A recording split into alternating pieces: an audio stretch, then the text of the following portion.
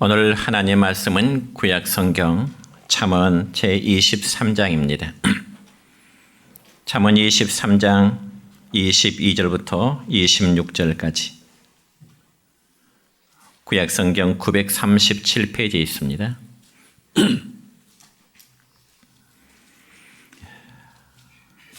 제가 봉독해 드립니다. 너를 낳은 아비에게 청종하고 내 늙은 어미를 경히 여기지 말지니라. 진리를 사되 팔지는 말며 지혜와 훈계와 명철도 그리할지니라. 의인의 아비는 크게 즐거울 것이요 지혜로운 자식을 낳은 자는 그로 말미암아 즐거울 것이니라. 내 부모를 즐겁게 하며 너를 낳은 어미를 기쁘게 하라.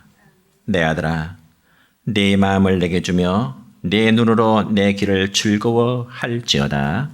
아멘. 사랑과 축복의 메시지 나눕니다. 사랑과 축복합니다. 사랑과 축복합니다. 예, 감사합니다. 오늘은 구약 성경 잠언 23장 22절부터 26절에 있는 말씀을 중심해서 부모님을 즐겁게 하려면 이란 제목으로 말씀을 선포하고자 합니다.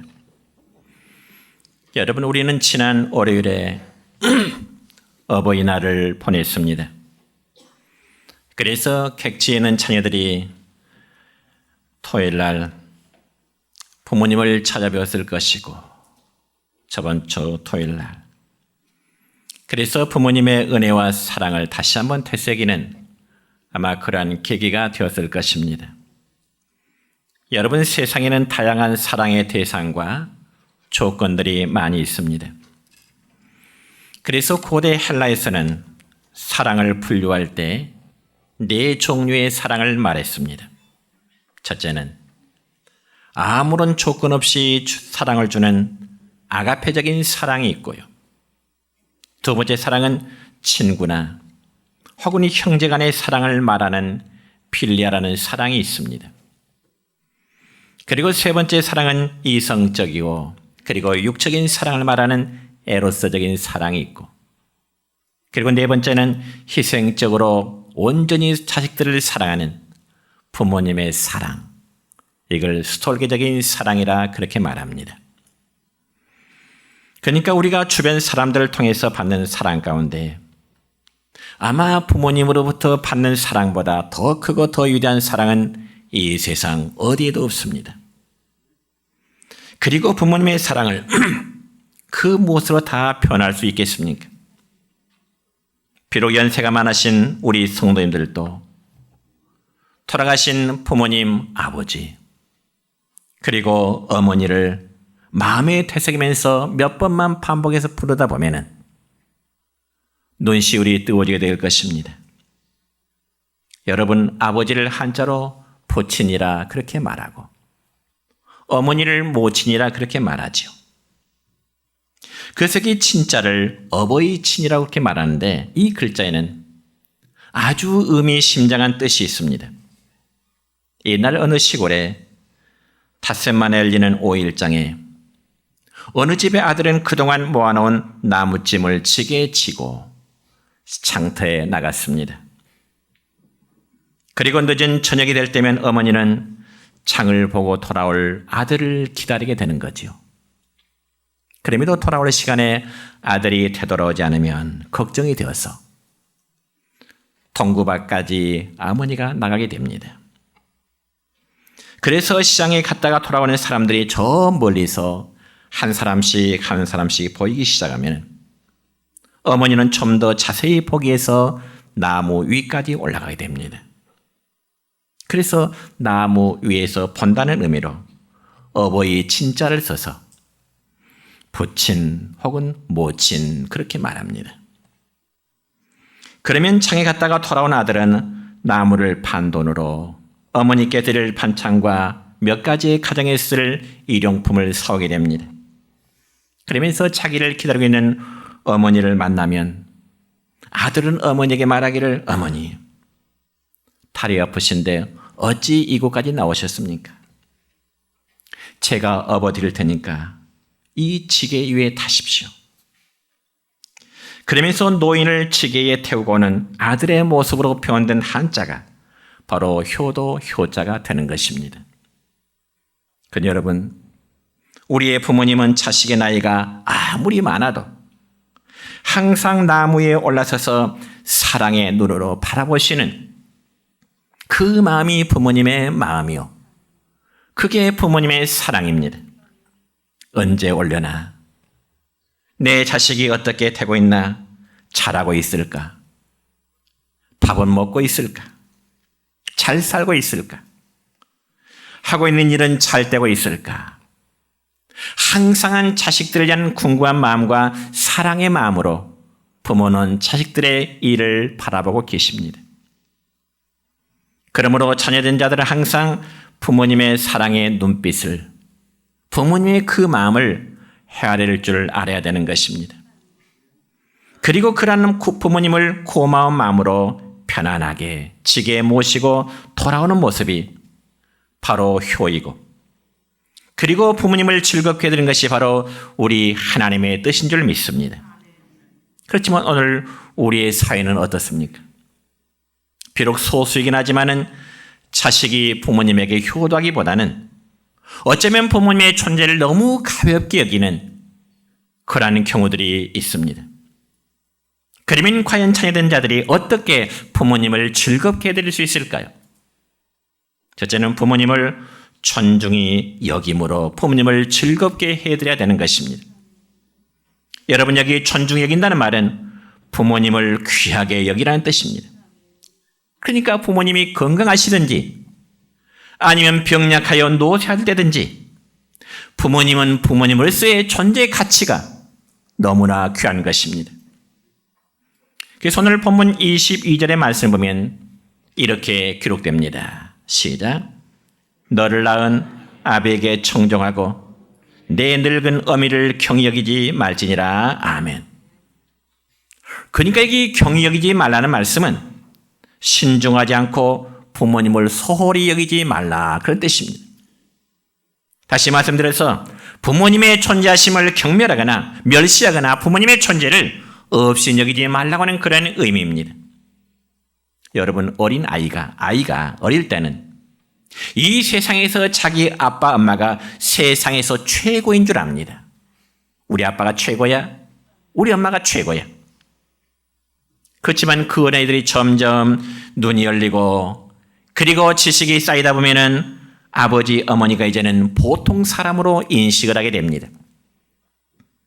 그런데 자녀들이 이제 성령이 되면서부터는 부모님의 존재를 다른 사람과 비교해 보면서 지식적으로나 감각적으로 내 부모는 함량 미달, 내 부모는 다른 분에 비해서 뭔가 부족하신 분, 그러다 보면 부모님에 대한 존경심이 약해지게 되고 부모를 무시하게 되고 부모를 경히 여기게 되는 그런 행동들을 하게 되는 것입니다.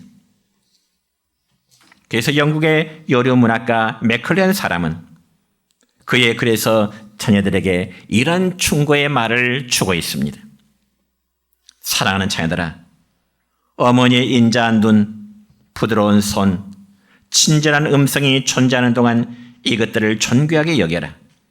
사랑하는 어머니는 하나님이 주신 최고의 선물이다. 그렇기 때문에 어머니를 특별히 소중히 여겨야 한다. 일생 동안 아무리 많은 친구들에게 사랑을 얻는다고 해도 어머니에게 받는 사랑만은 못할 것이다. 이런 말을 남깁니다. 그렇습니다. 여러분, 우리 모두의 부모님의 사랑은 당신들의 마음에서부터 우러나오는 자식 사랑이었습니다. 그럼에도 자식들은 부모님에게 받은 사랑만큼 부모님을 사랑하지 못하고 있는 게 어쩌면 우리 모두의 현실일 것입니다. 물론 지금 예배드리는 우리 성도들 가운데 약 3분의 1은 대부분 자녀분들에게 공경을 받으셔야 할 분들입니다. 그러나 저를 포함하여 부모님이 생존해 계시는 자녀된 우리 성도 여러분, 여러분은 부모님에게 받은 사랑만큼 부모님을 귀하게 여기고 계신가요? 여러분의 부모님을 정말 존경하는 마음을 갖고 계신가요? 아니면 부모님의 존재를 어쩌면 귀찮게 여기지는 않으신지는 모르겠습니다. 이번 어버이날을 맞이해서 어느 조사기관에서 설문조사를 했는데 그 내용 가운데 부모가 자녀들이 하는 말 가운데 가장 상처받는 말이 무엇일까? 이런 항목이 있었습니다. 여러분이 생각할 때 부모님이 자녀들에게 어떤 말을 들을 때 가장 상처를 받는다고 생각하십니까? 그 설문조사의 결과를 보면 첫째는 아버지와 어머니는 도대체 말이 안 통한다. 이것이 바로 36.2%로 첫 번째였고요. 두 번째는 요즘 나온 전자제품 가운데 휴대폰이나 혹은 인터넷 같은 것을 못할 때 어머니, 아버지 그것도 못하세요. 그것도 못하세요. 자식들의 그 말할 때 부모의 마음은 굉장히 서운함을 갖는데 그게 바로 21.2%로 마음의 상처를 받는다겠습니다. 23.5%로요. 그리고 세 번째는 집안에 특별한 일이 있음에도 불구하고 나 바빠서 못 갑니다. 이것이 21.2%였습니다. 혹시 부모님이 생존에 계시는 창의된 성도 여러분, 혹시 그러한 모습이 어쩌면 여러분의 모습은 아닌지 나의 모습은 아닌지 한 번쯤 생각해 보시길 바랍니다. 우리의 부모님은 하나님 다음으로 가장 큰 커다란 존재예요.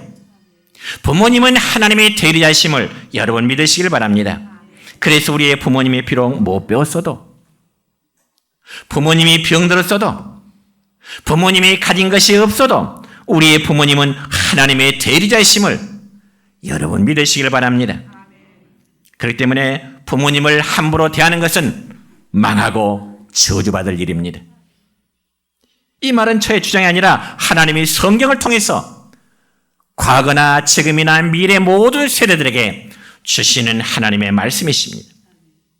사랑하는 성도 여러분이요, 부모님을 경여기지 말고 존경하는 자녀들 되시기를 축원합니다. 여러분, 눈에 보이는 부모를 함부로 대하는 자가 눈에 보이지 않는 하나님을 제대로 섬길 수 있을까요? 만약 그렇다면 그는 위선자요, 그는 거짓된 신앙입니다. 보이는 바 육신의 부모를 섬기지 못한 자가 어찌 보이지 않는 하나님을 섬긴다고 말할 수가 있겠느냐 이 말입니다.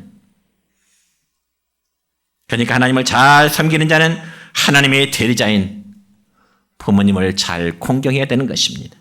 그리할 때 하나님께서 우리에게 주시고자 하는 약속의 복이 있습니다. 바로 에베소서 6장 2절부터 3절까지의 말씀을 보면 이렇게 기록됩니다. 시작. 내 아버지와 어머니를 공경하라. 이것이 약속 있는 첫 계명이니 이로써 네가 잘 되고 땅에서 장수하리라. 아멘. 그렇습니다.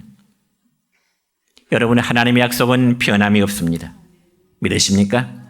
하나님의 약속은 성경을 통해서 기록하신 이 말씀은 결코 시대가 아무리 바뀌어도 이 말씀은 변함이 없습니다.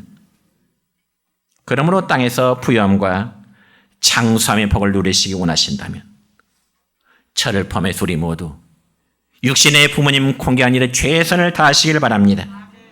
그건 바로 부모님을 위해서이기도 하지만 결과적으로는 나를 위해서이기도 하는 것입니다.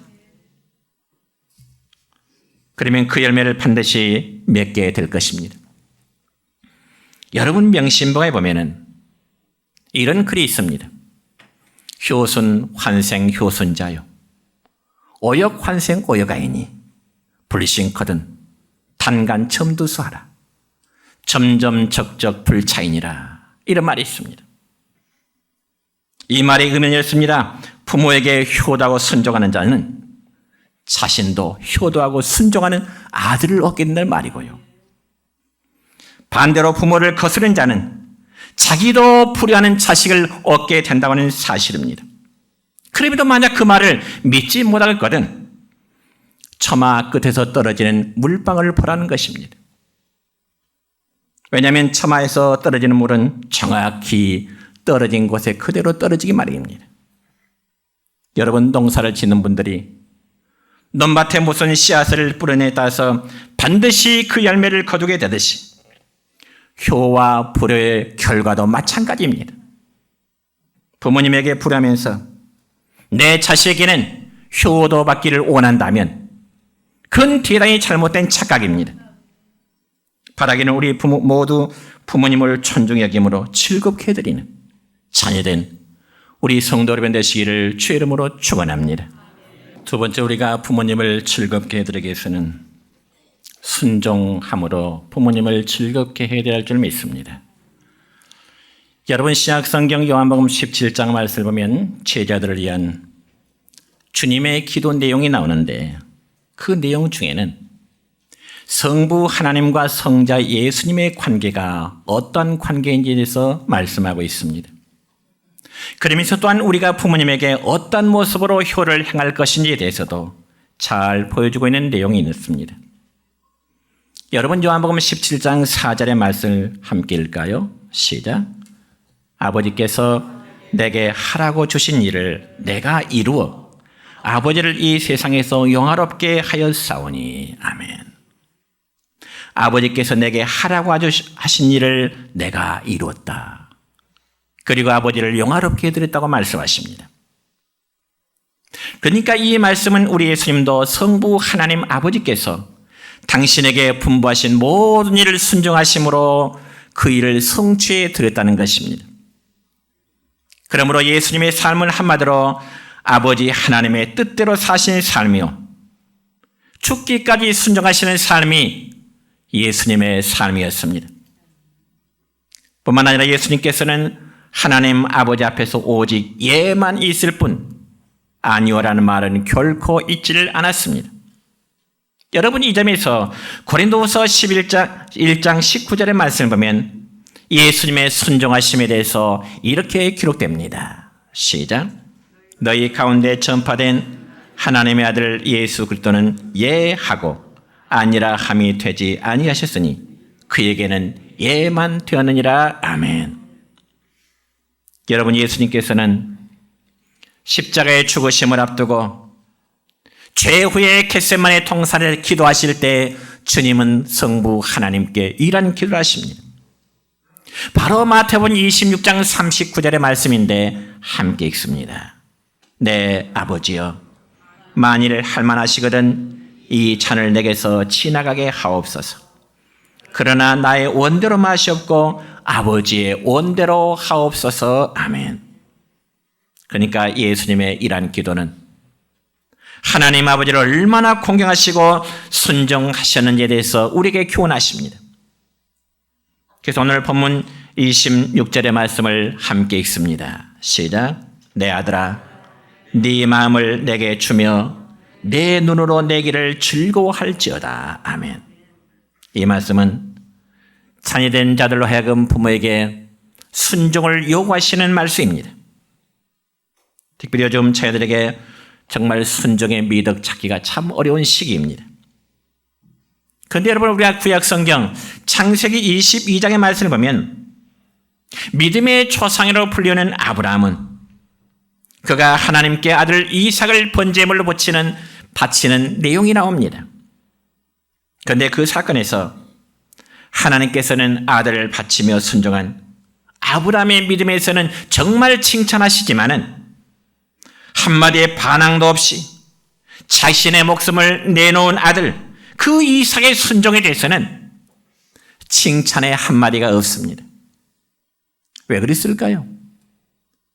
왜 하나님은 아브라함의 순종하는 믿음을 칭찬하셨는데 정작 자신의 제물로 하나님께 드리고자 하는 그 일에 거부하지 않고 순종하는 아들 이삭의 순종은 칭찬하지 않았을까요? 물론 거기에 대한 해답은 성경에는 없습니다. 그러나 제가 생각할 때는 이 부분을 이렇게 해석하고 싶습니다.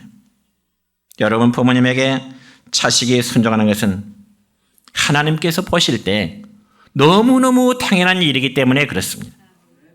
그래서 사실 자녀들이 부모님의 뜻을 알고 순종한다는 것은 결코 자랑거리가 아닙니다. 왜요? 그건 너무나 당연한 일이기 때문에 그렇습니다. 그럼에도 요즘 오죽이나 부모님에게 순종을 안 하면 마땅히 자식으로서 해야 될 효를 했음에도 굉장한 효행으로 표창까지 하고 그러지 않겠습니까? 그래서 또 예글에 보면 이런 말이 있습니다. 원시효자는 백행지본이라고 하는 그런 말이 있습니다. 원시 효자는 백행치본이라. 효도는 모든 행함의 근본이라는 것입니다. 이 자식의 근본은 바로 육신의 부모님을 효를 다한다는 것입니다. 그래서 부모님을 섬기는 데는 지극한 효를 사고 봉양하는 데에서는 정성을 다해야 될 줄 믿습니다. 여러분, 한국 초대교회에 있었던 일화가 한데 실제로 이런 이야기가 있습니다. 우리 교인들 중에는 곽 씨가 안 계시는데요. 현풍 곽 씨 집안 가운데 효성이 아주 지극한 이제 차부가 있었습니다. 그러나 가난한 살림의 남편은 산에 나무하러 가고 이 효성이 지극한 차부는 이웃집에 일을 하러 갔습니다. 그리고 점심때가 되어서 잠깐 집에 들러 방문을 열어보니까 시어머니가요, 자기의 사랑하는 아들의 목을 발로 밟고 있는 겁니다. 시어머니가 손주의 목을 밟고 있는 거예요. 그래서 깜짝 놀란 며느리가, 어머니, 지금 뭐하고 계세요? 물으니까 시어머니가, 그래, 내가 닭고기가 먹고 싶었던 차에 수탉 한 마리가 들어오는구나. 그래서 내가 닭고기를 먹고 싶어서 지금 닭을 잡고 있는 중이야. 왜냐하면 그 노모는 요즘 말로 하자면 치매가 들어서 어린 손자를 이제 닭으로 본 것입니다. 그래서 며느리는, 어머니, 제가 잡아드릴게요 하면서 그 어린아이를 안고 밖으로 나와보니 그 아이는 이미 숨졌습니다. 사랑하는 아들이 죽었어요. 그때 며느리는 죽은 아이를 건너방 조용한 곳에 뉘었습니다. 그리고 부지런히 건너 마을에 가서 닭 한 마리를 사다가 어머니를 잡아드렸습니다. 어머니를 이제 음식에 드렸습니다. 드디어 해가 저물어 산에 갔던 남편이 돌아왔는데 집안에 아이 소리가 들리지 않는 거예요. 남편이 아내에게 묻습니다. 아이가 어디 가서 안 보여? 그러자 아내는 자기 남편에게 조용히 자초지종의 이야기를 자기 남편에게 하는 겁니다. 그러자 남편은 세수를 하고 방에 들어가서 의관을 갖추고요, 아내 앞에 서서 하는 말이, 당신은 우리 집안의 하늘이 낸 효부이니 내가 마땅히 당신에게 큰 절을 하는 것이 당연하오. 나는 당신에게 남편이기 이전에 당신에게 내가 절을 하겠소. 그때 아내는 깜짝 놀라서 남편에게 말합니다. 여보, 이 일은 내 마음으로 된 것이 아니오. 예수님께서 내 마음을 감동한 것이니 하나님께 영광을 돌리세요. 그래서 이 착한 효부의 효심 때문에 온 가문이 예수님을 믿고 구원받았겠다는 초대교회 당시 현풍 곽씨 가문에 실제로 있었던 일화로 전해 내려오고 있습니다. 우리 모두 예수님께서 아버지께 절대 순종했던 그 효심의 본을 받아 효를 다하는 우리 사랑하는 자녀들의 성도 되시기를 축원합니다. 세 번째, 우리가 부모님을 즐겁게 해드리는 것은 부모님의 존재를 영화롭게 해드림으로 즐겁게 해드려야 될 것입니다. 여러분, 다시금 요한복음 17장에 보면 예수님은 하나님 아버지를 영화롭게 해드렸다고 말씀하십니다. 그래서 요한복음 17장 1절의 말씀인데, 자, 함께 읽습니다. 아버지여, 때가 이르사오니 아들을 영화롭게 하사 아들로 아버지를 영화롭게 하옵소서. 아멘. 아들의 행위를 통해서 아버지가 영화로움을 얻는다면 그보다 더 귀한 일은 없을 것입니다. 그런데 반대로 자식들의 행실이 바르지 못하면 부모님의 마음은 그만큼 고통이 따를 수밖에 없는 거죠. 자식들의 행실을 통해서 아버지와 어머니가 기쁨과 영화로움이 될 텐데 오히려 자식들 때문에 부모의 마음이 고통이 간다면 어떻게 되겠습니까? 다시금 요한복음 17장 4절의 말씀 볼까요? 시작. 아버지께서 내게 하라고 주신 일을 내가 이루어 아버지를 이 세상에서 영화롭게 하였사오니 그렇습니다. 이처럼 예수님의 삶은 하나님 아버지를 영화롭게 해드리는 그런 삶을 살았던 것입니다. 그리고 이제 십자가를 지심으로 하나님 아버지께는 최고의 영광을 올려드리게 된 거죠. 여러분, 실제로 하나님께서 예수님을 이 세상에 보내신 목적은 인류를 위한 십자가의 대속의 죽음을 통해서 죄인들로 하여금 구원함을 얻을 수 있는 구원의 길을 열어주시기 위해서 하나님은 그 아들이신 예수님을 이 세상에 보내신 것입니다. 그런데 문제는 그 일은 예수님이 하나님의 뜻에 순종하는 십자가의 희생이 없이는 결코 될 수 없는 일입니다. 그 때문에 예수님은 죽기까지 순종하여 하나님께서 보내신 바에 당신의 뜻을 이루고 아버지를 영화롭게 드렸던 것입니다. 그러므로 자식이 부모님을 영화롭게 된다는 것은 아마 최고의 효라고 말할 수 있을 것입니다. 그래서 공자는 효경에서 말하기를 부모를 빛나게 하는 것이 효도의 마침이다. 부모를 빛나게 해드리는 것이 효도의 마침이다. 한마디로 부모님의 이름을 빛나게 해드린 일야말로 가장 귀한 효도가 된다고 하는 가르침일 것입니다. 여러분, 성경에 나오는 인물 중에 요셉이라는 사람은요, 요셉, 그는 아버지 야곱을 영화롭게 한 효성이 지극한 믿음의 사람이었습니다. 특별히 요셉은 어린 나이에 노예 신분으로 애굽에 팔려나갔지만 하나님의 특별하신 은총으로 인해서 애굽 나라의 총리 대신이 된 후에 흉년을 만날 때마다 아버지와 집안 식구들을 애굽 땅으로 모셔드리게 되었습니다.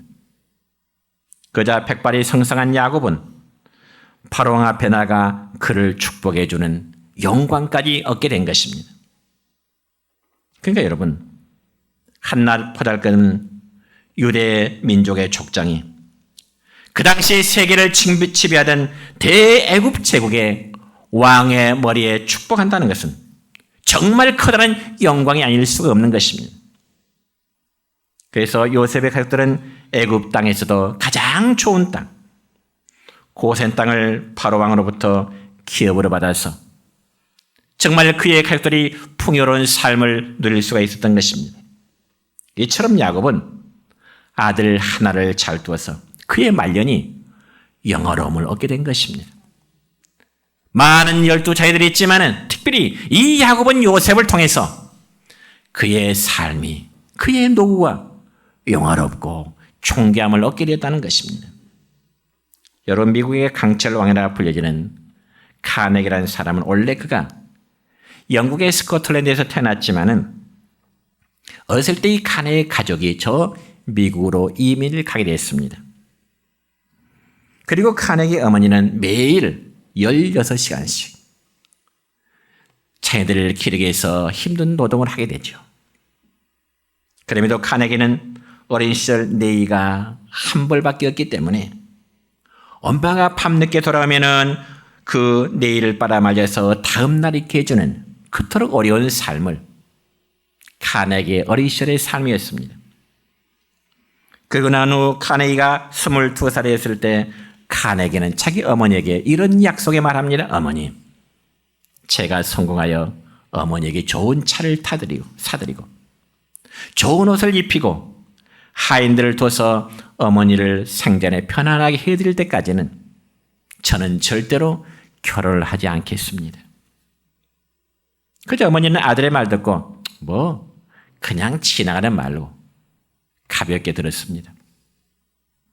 그런데 카네기는 그 후 아무리 권해도 결혼하지 않고 30년 동안 강철왕이 된 후에 52세가 되었어요. 비로소 어머니 앞에서 결혼하여 자식을 낳았다고 하는 그런 이야기가 있습니다.